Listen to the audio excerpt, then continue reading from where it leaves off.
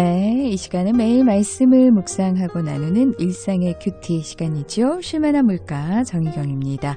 주님과의 교제를 통해 날마다 주님과 가까워지며 우리의 삶이 순종의 삶으로 이어지길 기대합니다.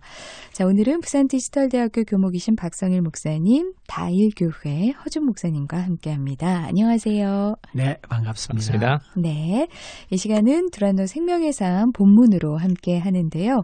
오늘은 말에 실수 없는 인격, 화평하게 하는 지혜라는 제목으로 야고보서 3장 1절에서 18절 말씀입니다.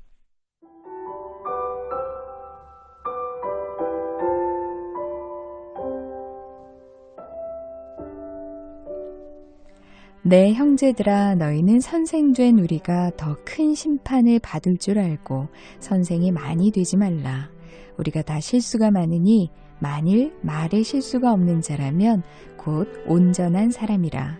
능히 온 몸도 굴레 씌우리라. 우리가 말들의 입에 재갈 물리는 것은 우리에게 순종하게 하려고 그 온 몸을 제어하는 것이라. 또 배를 보라. 그렇게 크고 광풍에 밀려가는 것들을 지극히 작은 키로서 사공의 뜻대로 운행하나니 이와 같이 혀도 작은 지체로 돼 큰 것을 자랑하도다. 보라, 얼마나 작은 불이 얼마나 많은 나무를 태우는가. 혀는 곧 불이요 불의의 세계라. 혀는 우리 지체 중에서 온몸을 더럽히고 삶의 수레바퀴를 불사르나니 그 사르는 것이 지옥불에서 나느니라. 여러 종류의 짐승과 새와 벌레와 바다의 생물은 다 사람이 길들일 수 있고 길들여 왔거니와 혀는 능히 길들일 사람이 없나니 쉬지 아니하는 악이요 죽이는 독이 가득한 것이라. 이것으로 우리가 주 아버지를 찬송하고 또 이것으로 하나님의 형상대로 지음을 받은 사람을 저주하나니 한 입에서 찬송과 저주가 나오는도다. 내 형제들아, 이것이 마땅하지 아니하니라. 샘이 한 구멍으로 어찌 단물과 쓴물을 내겠느냐. 내 형제들아, 어찌 무화과 나무가 감람 열매를, 포도나무가 무화과를 맺겠느냐. 이와 같이 짠물이 단물을 내지 못하느니라. 너희 중에 지혜와 총명이 있는 자가 누구냐. 그는 선행으로 말미암아 지혜의 온유함으로 그 행함을 보일지니라. 그러나 너희 마음속에 독한 시기와 다툼이 있으면 자랑하지 말라. 진리를 거슬러 거짓말하지 말라. 이러한 지혜는 위로부터 내려온 것이 아니요 땅 위의 것이요 정욕의 것이요 귀신의 것이니 시기와 다툼이 있는 곳에는 혼란과 모든 악한 일이 있음이라. 오직 위로부터 난 지혜는 첫째 성결하고 다음에 화평하고 관용하고 양순하며 긍휼과 선한 열매가 가득하고 편견과 거짓이 없나니 화평하게 하는 자들은 화평으로 심어 의의 열매를 거두느니라.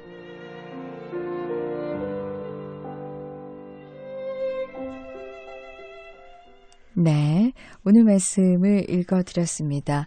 오늘 말씀은 어떤 신학적인 해석이라든지 설명을 요한다기보다는 그냥 쭉 읽으면 이해가 되는데, 이 말이라는 것이 얼마나 위험한 것인지, 또 얼마나 이 혀를 잘 사용을 해야 하는지, 그러나 우리의 능력으로는 또 그것이 힘들 것 같고, 참 여러 가지 말에 대해서 오늘 많이 생각을 하게 되는 그런 구절구절이 아닌가 싶습니다.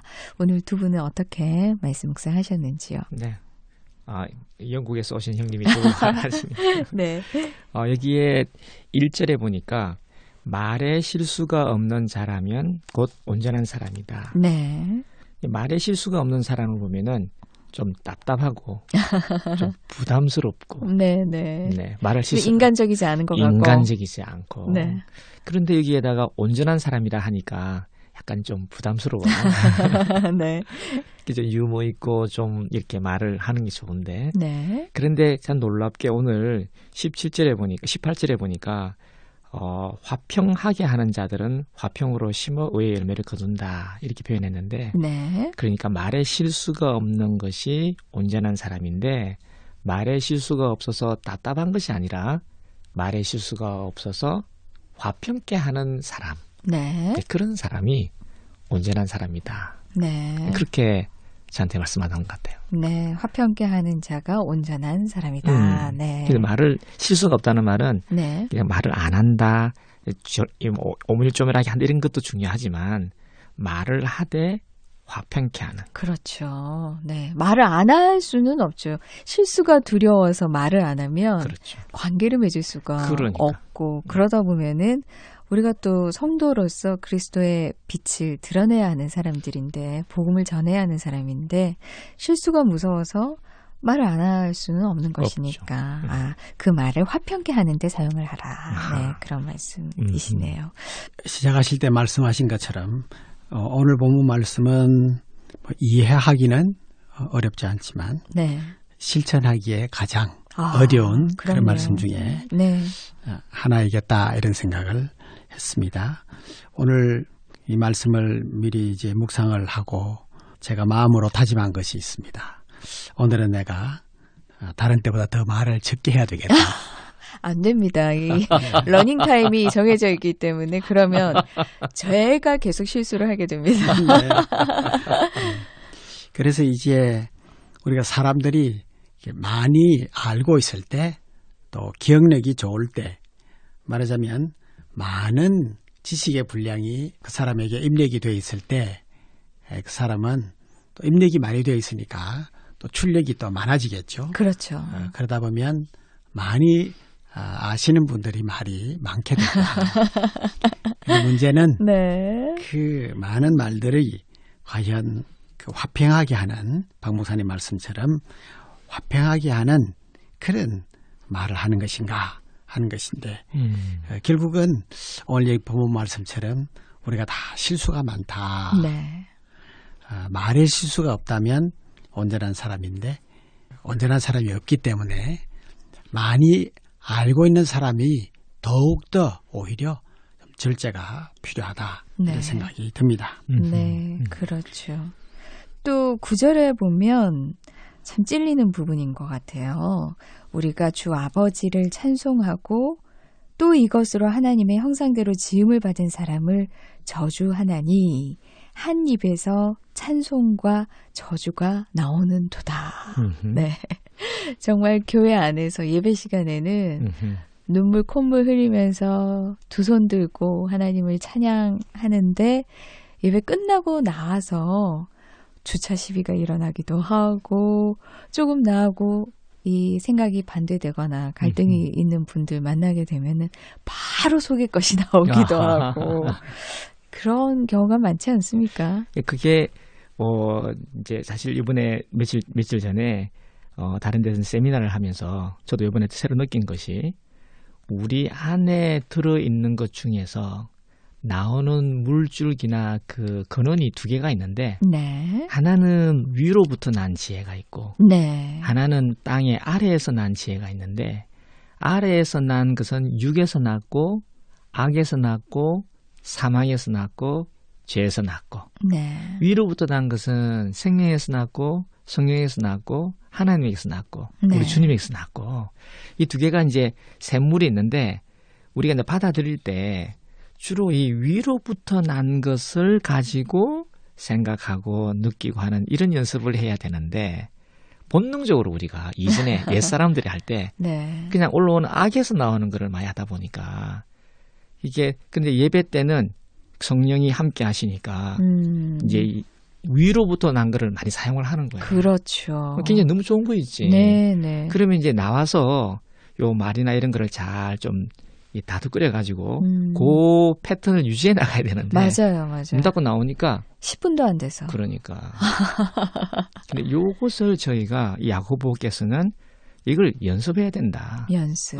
네. 경건 연습을 해야 한다. 경건 연습. 네. 이 연습을 하지 않으면은 정말 예배 때나 묵상할 때는 이런 코스로 말씀을 깨달아서 은혜를 받았지만 이쪽에 아래로부터 나오는 걸 계속 하다 보니까 이 옛날의 이 습관에 빠지다 보니까 그래 나오는 것 같아요. 네. 맞습니다. 그 우리의 경건의 훈련 가운데 절제의 훈련 네. 이것이 필요한 것 같습니다. 좀 성격이 급하다 보면 말이 쉽게 나오고 또 아차 또 실수를 하게 되는데 조금 한 템포를 좀 이제 줄이는 것 네. 그리고 조금 조심하는 것 이런 것이 우리에게 충분히 필요하다. 절제의 훈련은 많을수록 좋고 이것이 지나치지 않다. 네. 그런 생각을 하게 됩니다. 네. 보통 우리가 말을 많이 하게 되면 되게 똑똑하게 보이고 이제 우러러 보이고 그렇게 되기 쉬운데 우리가 흔히 촌철살인 이런 단어가 있잖아요. 그렇죠. 예, 오늘 제가 사전에 찾아보니까 이 말의 뜻이 한치의 쇠붙이라도 사람을 죽일 수 있다. 글자 그 뜻대로는 네. 촌철살인이니까. 네. 근데 결국은 간단한 말로서 감동을 주는 그런 말이 있다 네. 하는 것이죠.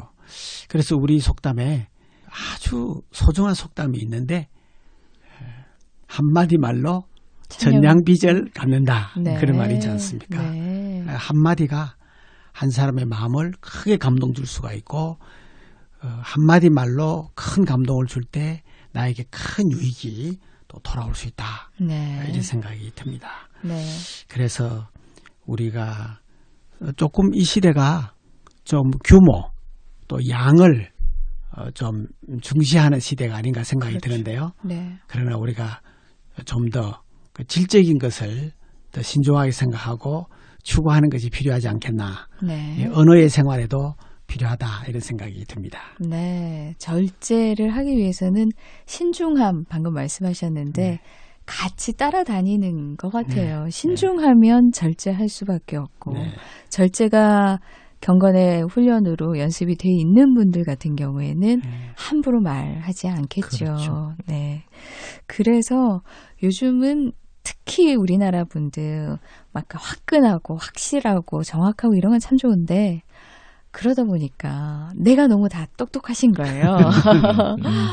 분노가 너무 많아요. 분노의 왕국이 아닌가 싶을 정도로 사건들이 정말 눈 떠서 제가 뉴스를 읽지만 겁날 정도로 분노에 의한 즉흥적인 맞아요. 그런 사건들이 너무 많아서 안타까워요. 참 그 표현이 오늘 이 말씀의 핵심인데 사실 끝에 보면 위로부터 난 지혜, 네. 위로부터 난 지혜는 화평이다 이렇게 네. 말을 하고 관용이다 이러잖아요. 그렇죠. 그런데 분노의 특징은 위로부터 난 것도 있을 수도 있다고 봐요. 아, 예, 정의를 위해서. 아하. 네. 그러나 그 분노의 끝은 항상 화평인데 네. 화평이 없이 분노가 나왔다는 것은 그건 자신도 그렇고 그 소속되어 있는 단체나 이런 것들이 네. 아래에서 나온 지혜를 쓰고 있다. 네. 이런 것을 저희가 이 야고보가 계속 말씀을 하시는 것 같아요. 네. 근데 우리가 이런 말씀을 묵상을 하면서 내가 갖고 있는 이 정욕에 대해서 정욕 자체는 나쁜 게 아니니까 그냥 분노가 있는데 이 분노가 과연 화평케 할 것인가 네. 그런 생각을 하고 분노를 땐 또 분노를 내야지. 그렇죠. 예, 그러나 그게 화평케 해서 하나님이 하시고자 하시는 일을 생각하고 하는 것이 되는 것이 중요하다. 네. 지금 저는 그렇게 야고보가 이야기하고 있는 것 같아요. 네. 최근에 대형 화재가 많이 있었잖아요. 네, 그렇죠. 네. 강원도에도 있었고. 예, 엄청난 그 피해 네. 규모가 큰데요. 그런데 사실 이 대형 화재는 작은 불씨에서 시작된 거거든요. 그렇죠. 우리의 언어도 결국은 작은 실수에서 엄청난 피해를 주고 우리의 삶에 고통을 줄 수 있다. 네. 이제 그런 생각을 다시 한번 하게 됩니다. 골로새 4장 6절 말씀에는 이런 말씀이 있는데 너희 말을 소금을 고르게 함 같이 하라. 아. 좀 전에 아나운서께서도 말씀하신 것처럼 입을 그냥 마냥 다물고 있을 수는 없다. 그렇죠. 말은 적절하게 해야 한다. 그러면은 어떻게 사용할 것인가? 이 소금이 없으면 맛이 없잖아요. 그렇죠. 맛이 없죠. 네. 그래서 소금을 치는데 너무 과하면 짜고 네. 없으면 맛이 심심하고. 없고 네. 그러니까 우리의 삶을 좀 맛있는 삶을 행복한 삶은 결국은 적절한 언어가 필요한데 소금을 고르게 함과 같이 적절하게 하는 그런 언어 습관이 있다면 우리 삶이 좀 행복하게 네. 될 것 같다는 생각이 있습니다. 오늘 촌철살인을 촌철살인. 하셨네요. 예, 마지막에 터뜨리셨어요. 이 여인들이 와 그 말 알아듣겠네. 남자는 잘 소금을 고르게 하듯이 말을 해라. 그 한마디가 정말 저는 그런 말씀이 있는 줄 몰랐어요. 나도 그렇게 된 줄은 몰랐네. 네, 오늘 또 이런 말씀을 해주시니까 우리가 한 템포 멈출 줄 알고 그리고 위로부터 오는 그 지혜를 얻어서 말을 하되 화평의 열매를 맺을 수 있는 그런 우리가 되기를 소망하고 또 기도합니다. 지금까지 부산 디지털대학교 교목이신 박성희 목사님, 다일교회 허준 목사님 함께해 주셨습니다. 고맙습니다. 감사합니다.